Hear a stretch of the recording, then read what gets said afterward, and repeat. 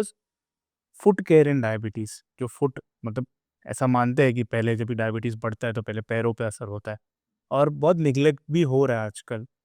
तो basically just आपसे बात करनी थी कि आप क्या एडवाइस करोगे आज के डायबिटिक पेशेंट है जो, how they should take care of their lifestyle so ये उनको फुट फुट फुट इश्यूज़ ना आए आगे जाके? सो देखिए, अगर आपने देखा तो मैं ज़्यादा से ज़्यादा ऐसे क्वेश्चंस को आंसर करने की कोशिश कर रहा हूँ इस तरीके से कि आपको वो इन्फॉर्मेशन मिले जो आपने पहले कभी सुनी नहीं।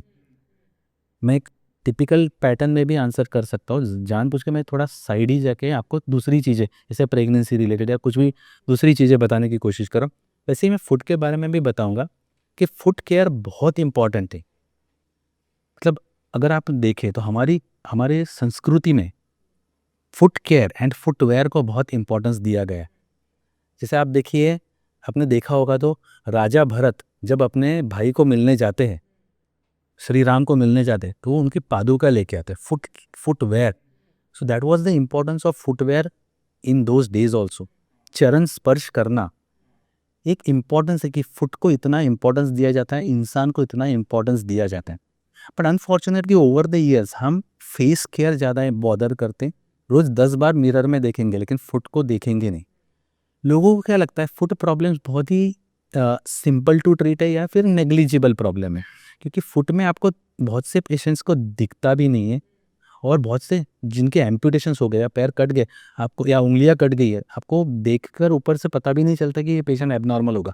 इवन मेरे क्लिनिक में पेशेंट जब बैठे होते हैं, सो बाकी पेशेंट्स को ये नहीं पता होता कि इनकी 4 उंगलियां पैर की कट चुकी है। सो मैं यही कहना चाहूँगा कि फुट केयर को बहुत इंपॉर्टेंस देना चाहिए। जैसे आप रोज चेहरा देखते हो, वैसे अपना पैर देखना चाहिए। डायबिटीज़ में इतने प्रॉब्लम्स होते हैं जिसमें पैर की नसें खराब हो जाती है, पैर की मांसपेशियाँ खराब हो सकती है, पैर की रक्त नलिका खराब हो सकती है। मैं वापस से रिपीट करता हूँ, नसें मतलब नर्व्स खराब हो सकती है, न्यूरोपैथी, जिसको पेरिफेरल न्यूरोपैथी कहते हैं। अब न्यूरोपैथी में क्या होता है, नसें खराब हो जाती है तो पेशेंट का सेंसेशंस कम हो जाता है। सेंसेशंस कम होने की वजह से पेशेंट्स को छोटी-छोटी ज़ख्में जो होती है, वो नहीं पता चलती है, और ऐसे पेशेंट्स को छोटे अल्सर्स हो सकते हैं, कॉन्स हो सकते हैं, कैलोसिटीज़ हो सकती है, और ये बढ़ते-बढ़ते एक दिन गैंग्रीन और एम्पुटेशन का कारण बन सकते हैं। सो अनफॉर्चुनेटली ये इस स्टेज पर उनको ध्यान नहीं दिया जाता। सो ये हो गया न्यूरोपैथी का। अब न्यूरोपैथी डिटेक्ट करने के लिए कुछ ऐसी टेस्ट होती है जो अर्ली स्टेज में की जानी चाहिए। सो आगे चल के बहुत सारे कॉम्प्लिकेशंस प्रिवेंट हो सकते हैं, लेकिन अनफॉर्चुनेटली ये सारी जगह पे अवेलेबल भी नहीं है, और लोग उसका यूटिलाइजेशन भी नहीं करते जहाँ पर अवेलेबल है, क्योंकि लोग समझते हैं कि कोई बड़ी बात नहीं है। मतलब अम, जब हमारे डायबिटिक फुट के पेशेंट जिनको पैर के ऑलरेडी प्रॉब्लम होते, जब उनको हम स्पेशलाइज्ड फुटवेयर बनाने को बोलते हैं, कस्टमाइज्ड फुटवेयर। सो अच्छी क्वालिटी के कस्टमाइज्ड फुटवेयर किसी किसी कंपनियों के, मतलब किसी किसी ऑर्थोटिस्ट के 10-10 हज़ार तक बनते। तो पेशेंट को लगता है 10 हज़ार के 10 हज़ार के शूज़ बनाने हैं तो ये तो ठीक हो जाएगा, बट उनको ये नहीं समझता है 10 हज़ार का जूता उनके 2 लाख के एम्पुटेशंस को बचा रहा है और एडमिशन को बचा रहा है। और हमेशा हम हमारे पेशेंट्स को यही कहते हैं कि जब भी आप स्पेशलाइज्ड फुटवेयर बनाओ तो 2 जोड़ियाँ बनाओ, एक घर में पहनो, एक बाहर पहनो। अगले महीने में घर के बाहर और बाहर के अंदर, उसके अगले महीने में वापस से अंदर की बाहर, बाहर के अंदर। सो ऐसे चेंज करते रहना, तो क्या होता है एक ही चप्पल घिसते रहेगी या एक ही फुटवेयर घिसता रहेगा। सो वेयर एंड टेयर बराबर होना चाहिए। हाँ, सो ये इस चीज़ के बारे में भी पेशेंट्स को पता होना चाहिए। सो ये हो गया न्यूरोपैथी के बारे में।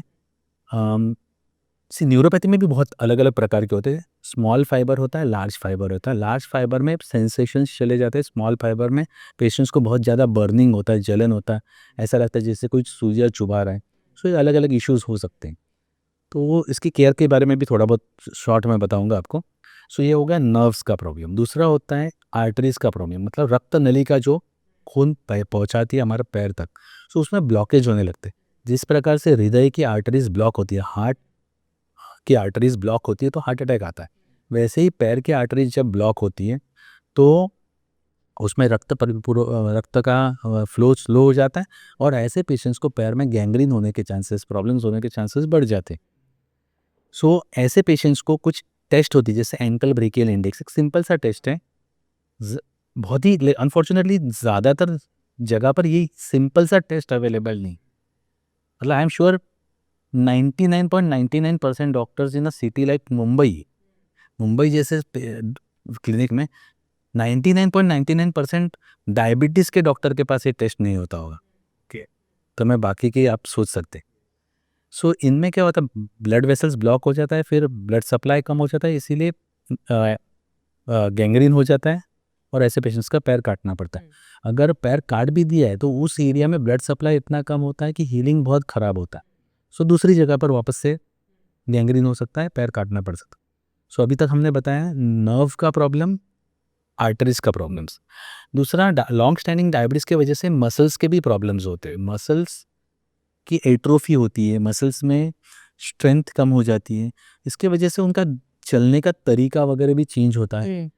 जो मसल बोन्स को पकड़ के रखती है उसका तरीका भी, मतलब उसका स्ट्रेंथ भी खराब हो जाता है, स्पेशली फुट में। तो आप देखिए, अगर आप देखेंगे तो ऐसा एक स्ट्रक्चर है पैर जिसमें एक बीच में आर्च है। तो ये जो जो हड्डियां है, इनको ये टेंडन ने पकड़ के रखा है या फिर उसके बाजू बाजू के मसल्स ने। अगर आप सोचिए मांसपेशियां वीक होने लग गई या टेंडन वीक होने लग गए, ये मैं हाथ में बता रहा हूँ लेकिन मैं पैर के बारे में बता रहा हूँ। सो क्या होगा, ये आर्किटेक्चर जो है ये डिस्टर्ब होने लगेगा। ये आप में से जिन्होंने भी बांद्रा वर्ली सीलिंग देखा है उनको पता होगा कि बांद्रा वर्ली सीलिंग कैसा है। एक सीलिंग है और उसको ऐसे वायर से पकड़ के रखा। अब आप सोचिए 100 साल बाद या 150 साल बाद जब ये वायर्स थोड़ी वीक हो जाएगी तो पुल एक्चुअली ऐसे सैग करने लग जाएगा, तो थोड़ा सा। आई होप आप समझ रहे। बेसिकली सस्पेंशन लूज हो जाएगा तो नीचे होने सो नीचे होने, स्ट्रक्चर खराब। हाँ, तो स्ट्रक्चर खराब होने लगेगा। अभी आप सोचिए पैर का स्ट्रक्चर खराब होने लगेगा तो जिधर नहीं चाहिए उधर वेट आने लगेगा और पैर कितना ज़्यादा खराब होगा। अगर आपने कभी सोचा है तो हमारे शरीर में भगवान ने हमको एक ऐसा ऑर्गन दिया है जो बहुत ही वंडरफुल बायोमैकेनिक्स है।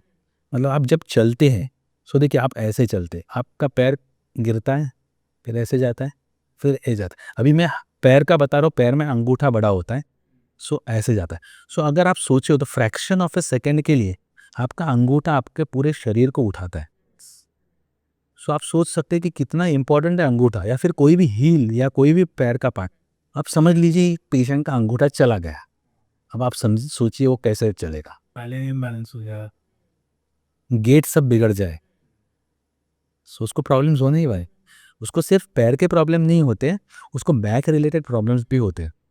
मतलब उसको पीठ के दर्द, बहुत सारी गेट के प्रॉब्लम्स, जिसकी वजह से किसी किसी को नी के प्रॉब्लम्स, ये सारी भी होते हैं। और स्टैटिस्टिक्स बताता है कि जिसका भी एक पैर कटता है या एक पैर का उंगली कटता है, 50% पेशेंट में अगले 5 साल में दूसरे पैर का कुछ ना कुछ कटता है, क्योंकि वो पेशेंट के चलने का तरीका एकदम एबनॉर्मल हो जाता है। सो ये सारी चीज़ों पे भी ध्यान दिया जाना चाहिए। दूसरा, मतलब पैर की स्किन का क्वालिटी और टेक्सचर ये भी चेंज हो जाता है लॉन्ग स्टैंडिंग डायबिटिक पेशेंट में। लॉन्ग स्टैंडिंग डायबिटिक में क्या होता है कि स्वेट, मतलब पसीना जो बनता है स्वेट ग्लैंड में, और जो ऑयल बनता है सीबेशियस ग्लैंड में, वो भी अफेक्ट होता है। सो इसके वजह से स्किन बहुत ही रुष्क हो जाती है, त्वचा ड्राई हो जाती है, क्रैकी हो जाती है। ऐसे पेशेंट छोटा मोटा स्क्रैच करते, कभी कभी बहुत बड़े इन्फेक्शंस हो जाते हैं। सो ऐसे पेशेंट्स को सेल्यूलाइटिस नाम का इन्फेक्शन होने के चांसेस बहुत ज़्यादा होते हैं। ऐसे पेशेंट्स को एरिसिपेलास नाम के स्किन इन्फेक्शन होने के बहुत चांसेस ज़्यादा होते हैं। कभी कभी इन्फेक्शन थोड़ा नीचे चला जाता है फेशिया तक, और इसको पैनिकुलाइटिस बोलते हैं। ये सारी चीज़ें भी बहुत कॉमन होती है और लोगों को ये समझता ही नहीं कि ये सारी चीज़ों में ट्रीटमेंट में कभी कभी डॉक्टर भी एडवाइस करना भूल जाते हैं कि पैर हमेशा ऊपर करके बैठना होता है। अब हम ऐसे बहुत से पेशेंट देखते हैं। मेरे पास एक पेशेंट आते हैं जैसलमेर से, वो आप बिलीव नहीं करोगे, नॉर्थ इंडिया के सबसे बड़े से बड़े हॉस्पिटल में जाके आए थे। 3.5 साल से उनके पैर का जख्म नहीं हुआ, ठीक हुआ था। वो जैसलमेर से आते हैं, मतलब वो कहते हैं कि मेरे घर से एक 10-15 किलोमीटर पे है ना पाकिस्तान का बॉर्डर, इतना नज़दीक है। सो ये बंदे, ये जो अंकल हैं, सो इनका 3.5 साल से हुआ पैर ठीक नहीं हो रहा था। वो हमारे पास आए, हमने उनको क्या किया, सारी एंटीबायोटिक्स बंद करवा दी, डायबिटीज़ अच्छे से कंट्रोल कर दिया, और उनको कहा कि आपको 1 महीने बेड पे बैठे रहना है, सिर्फ 1 नंबर के लिए और 2 नंबर के लिए बेड से उठना है। पूरे दिन भर पैर हॉरिजॉन्टल होना चाहिए, पैर पे वजन नहीं होना चाहिए और उनका जख्म बढ़ने लगा 6 महीने में, जो 3.5 साल से ठीक नहीं हुआ था वो जख्म 6 महीने में ठीक हो गई. So people do not understand the importance of not putting weight on the feet, no weight bearing on the feet and strict offloading. और पैर हॉरिजॉन्टल रखिए, लटका के मत रखिए. जब आप लटका के रखते ना, जब भी पैर में कोई प्रॉब्लम होता है, अल्सर या कुछ भी, या फिर ऑपरेशन हो गया, तो हमेशा उसको फ्लैट रखिए. क्योंकि क्या होता है, जब आप लटका के छोड़ देते हो उसको, तो टिश्यू में स्वेलिंग आती है, एडिमा होने लगता, वो जल्दी हीलिंग होने नहीं देता. कुछ लोग बोलेंगे मेरा सूजन तो इतना दिख नहीं रहा है, लेकिन टिश्यू लेवल पे सूजन होता है, उसकी वजह से हीलिंग नहीं होता. दूसरी बात, मतलब जब भी फ्लूइड बहुत ज़्यादा रहेगा तो बैक्टीरिया को पनपने के लिए बहुत अच्छा एनवायरनमेंट आप दे रहे हो. सो आप एक्चुअली इन्फेक्शन को प्रोलिफरेट या बढ़ने का एक न्योता दे रहे हो. सो ये सारी चीज़ों पे भी ध्यान दिया जाना चाहिए.